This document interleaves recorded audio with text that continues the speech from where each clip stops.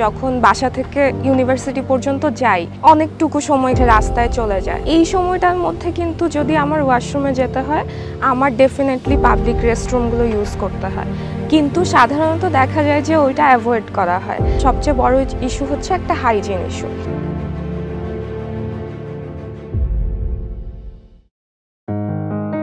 বাংলাদেশের প্রাণচঞ্চল রাজধানী ঢাকা, যেখানে 2 কোটিরও বেশি মানুষের বসবাস। দেশের অর্থনীতির প্রাণকেন্দ্র ঢাকার অর্থনীতিতে উল্লেখযোগ্য অবদান রাখছে বিপুল সংখ্যক নারী। সরকারি নীতিমালা, বেসরকারি উদ্যোগ এবং এনজিওদের প্রচেষ্টার ফলে নারীদের অর্থনৈতিক অবস্থা এবং বিভিন্ন ক্ষেত্রে সক্রিয় অংশগ্রহণের হার বৃদ্ধি পেয়েছে। তবে নারীদের মজুরি বৈষম্য এখনও ব্যাপক এবং জনস্বাস্থ্য ও মাসিক স্বাস্থ্যবিধি ব্যবস্থাপনার সুবিধার অপ্রতুলতা রাজধানীতে প্রকট, যা নারীদের উৎপাদনশীলতা এবং অর্থনৈতিক অবদানকে ক্ষতিগ্রস্ত করে। আমি তো দেখতে পাই প্রত্যেকটা সেক্টরেই মেয়েদের সেই রকম প্রেজেন্স আছে, মানে তারা শুধু প্রেজেন্ট না, তারা তাদের ম্যাক্সিমাম আউটপুটও দিচ্ছে সেখানে। আমি যখন কোথাও যাওয়ার কথাও চিন্তা করেছি, পাশে হয়তো 7-8টা আননোন ছেলেরা দাঁড়ানো, সো আমার কিন্তু সবসময় খুব লজ্জা লেগেছে। অলওয়েজ ফিল শাই যে আমি এদের মাঝখানে হয়ে আমি এই যে কোনো প্রয়োজনে যে মেয়েদের ওয়াশরুমটা ব্যবহার করবো, এটার জন্য আমি সবসময় আনকমফোর্টেবল ছিলাম, কখনোই আমার ইউজ করা হয় না। কিন্তু ইটস ভেরি ইমার্জেন্সি, তাই না? এটা খুব দরকারি একটা জিনিস আমাদের মেয়েদের জন্য, যখন আমরা একদম লং ডে বাইরে কাজ করছি, সারাদিন কাজ করছি। ঢাকায় পাবলিক টয়লেটের মারাত্মক অভাব একটি গুরুতর সমস্যা। বর্তমানে সচল প্রায় 100টি পাবলিক টয়লেটের মধ্যে অনেকগুলোর যথাযথ রক্ষণাবেক্ষণ প্রয়োজন।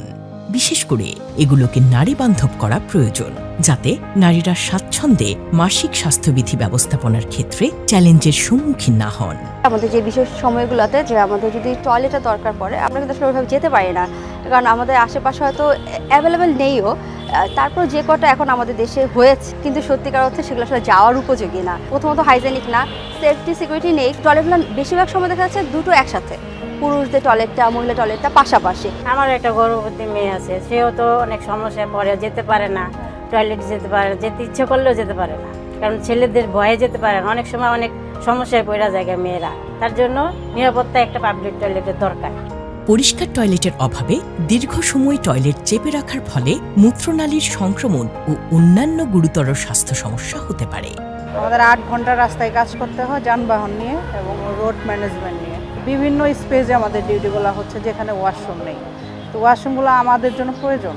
পানি খাওয়াটা কম হয়ে যায়, আবার পানি খেলে ওয়াশরুমে যেতেই হবে, সেক্ষেত্রে আমাদের এটা খুবই চ্যালেঞ্জিং। ঋতুস্রাবের সময় সংক্রমণের ঝুঁকি অত্যন্ত বেশি। এই সময়ে স্বাস্থ্যবিধি মেনে চলা সর্বাধিক গুরুত্বপূর্ণ। যথাযথ সুবিধার অভাবে নারীরা বিকল্প অস্বাস্থ্যকর ব্যবস্থা গ্রহণ করতে বাধ্য হয়, যা স্বাস্থ্যের জন্য অত্যন্ত ঝুঁকিপূর্ণ।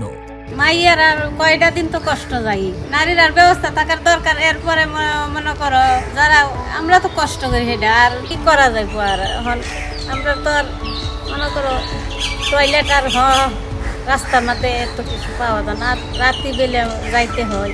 শিক্ষা প্রতিষ্ঠান ও রাস্তাঘাটে মাসিক স্বাস্থ্যবিধি ব্যবস্থাপনার অপর্যাপ্ত সুবিধার কারণে স্কুলে মেয়েদের অনুপস্থিতির হার বেড়ে যায় এবং কর্মক্ষেত্রে নারীদের সম্পূর্ণ ও স্বাচ্ছন্দ্য অংশগ্রহণ বাধাগ্রস্ত হয়। নারীদের মেনস্ট্রুয়াল হেলথ এটা আসলে লজ্জার কোনো বিষয় না, এই বাধা আমাদেরকে ভাঙতে হবে। আর আমাদের যে হাইজেনিক ব্যবস্থাটা, এটা আসলে আমাদেরকে মেনটেন করে চলতে হবে। আমরাই পারি এই লজ্জার বাঁধ ভেঙে সবার জন্য স্বাস্থ্যকর ও নিরাপদ ঢাকা তৈরি করতে। আর কোনো নারীকে যেন এই সমস্যাগুলোর সম্মুখীন না হতে হয়।